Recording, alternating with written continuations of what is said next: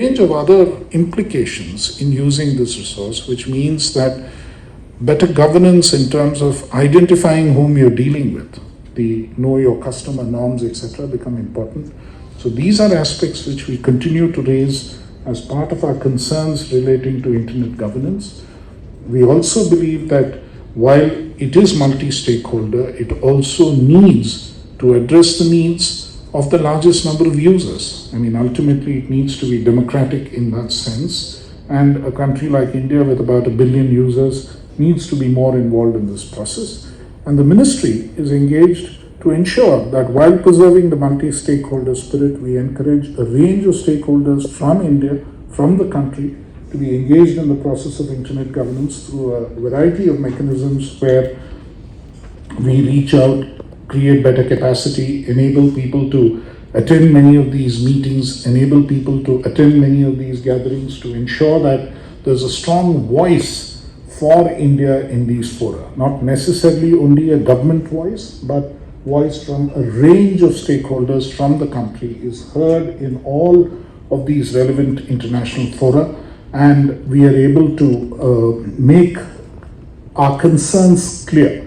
Because ultimately it's also about resilience. As I said, it is an essential infrastructure for what needs to happen in the country. It's an essential part of the way that the country itself communicates within the country. Various transactions get made, and we have to have a foolproof way of ensuring that within the country also communications can continue in a situation where, for reasons beyond our control, if subsea connectivity is cut off or something else happens, at least within the country, we should be able to communicate. And I think that becomes a critical element of internet resilience in the country, and that again is a crucial priority of this government, and that is something that we will continue to address and continue to look for mechanisms of ensuring that we have the relevant infrastructure within the country to make sure that we are able to address the resilience issues. Likewise, in terms of ensuring that there is adequate data storage facility in the country to make sure whatever data is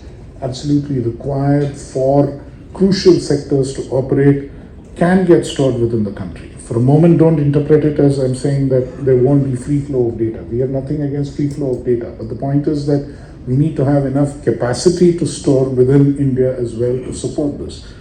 And today's reality globally in the context of artificial intelligence and in the context of all of that growing means that the overall capacity, compute capacity which is needed both for data storage and for actually running computations on this data in an AI scenario is significantly greater, and the data capacity, storage capacity in a country like India really needs to grow.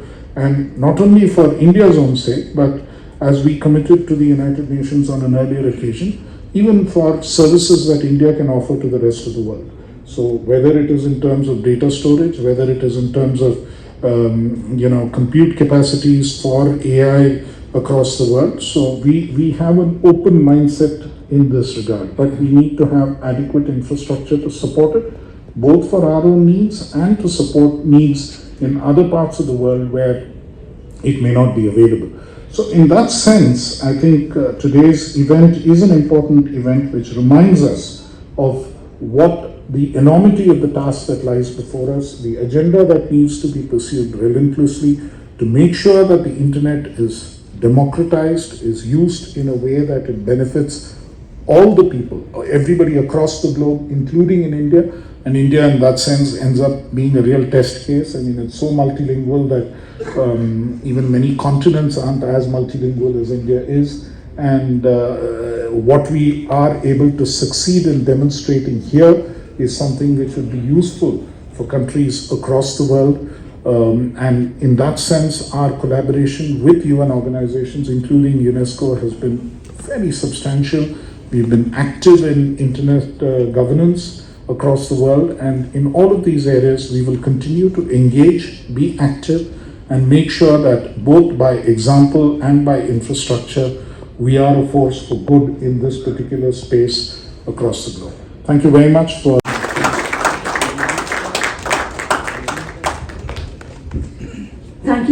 so much for your thought-provoking words, and we believe that we could see a road ahead. Now I would like to welcome for another motivational address, and I would like to welcome Mr. Samiran Gupta, VP, Stakeholder Engagement and MD. He is Asia Pacific. Sir, for your kind words, please. For inviting us here and organizing this event. I can see such a large gathering. We're very happy that you have so many people in here. Mr. Curtis, good to make your acquaintance, and also the fact that we are partnering each other across the world on this very important issue. Ladies and gentlemen in the room, I wanted to just start by saying that, when the internet was designed, it was designed by men and women who were speaking mostly a small gathering of languages, and those languages, one of the first standards they created was known as the American Standard Code for Information Exchange, and it's better known as ASCII. Now, that was just the reality. Here were a group of people who were developing the basis on which the internet would work, which would be an IP address.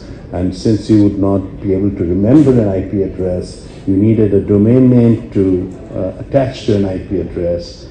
And guess what? Everybody understood the English language, and therefore. Now, that was 25, 30 years ago.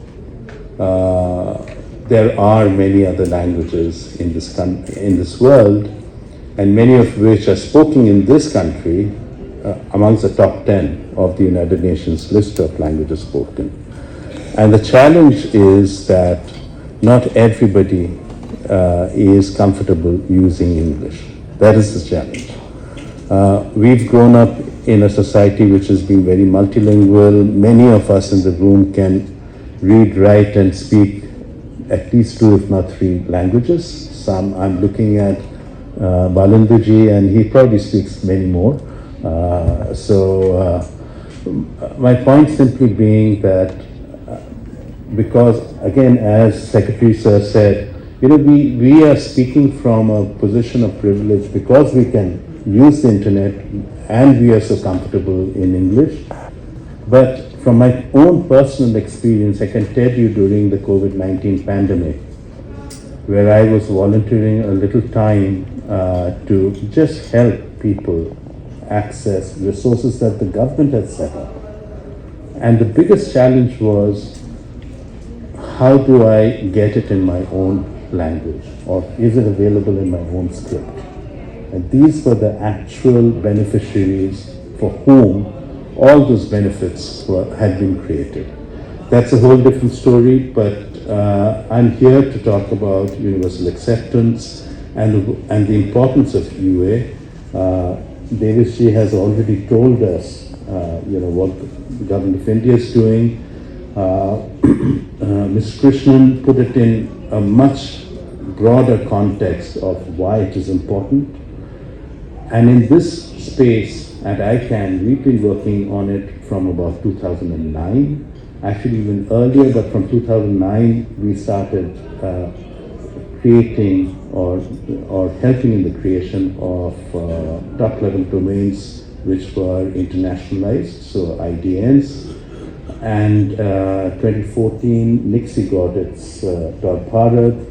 Subsequently, we worked with Nixie and also community members in the South Asia-Pacific region to make sure that the 9 top scripts that are used in India, which translate into the 22 national language that those scripts are written in, their label generation rules were ratified by the people, by experts from this country and neighboring nations.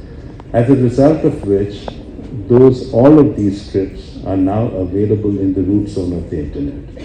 Why is this important? This is important because the root zone of the internet is not some place that anyone, literally, I'm making a very simple analogy, It's not anyone can just show up there and say that, you know, I want to live here. No, you can't, because that it impacts the security and stability of the entire internet that is served from the root zone. So those scripts are available on the root zone, in the root zone of the internet. Nixie has top-level domains in 15 scripts, which are available using those, the standards that have been created. However, the challenge is that, universal acceptance has it's almost like a timeline. It's a continuum where there are many points that UA impacts. And at a recent ICANN meeting, Meta, who was in the room and made a presentation, shared with us just to make one element of WhatsApp UA ready requires 34 teams to work on it. Okay. So what I'm trying to say is that it's not easy, but it's doable. It is complex, but again, there are ways to get it done. So we cannot take the approach that, we've done well without it for all this time. Why do we need to do it now? That would be a very defeatist approach, and I don't believe, of course, the government of India is taking that view, but nor should the community, the businesses that run their goods and services, offer their goods and services in this country. Implementing this universal acceptance does require concerted efforts to update existing systems, ensuring recognition, and to support the really wide diversity of scripts spoken and written worldwide.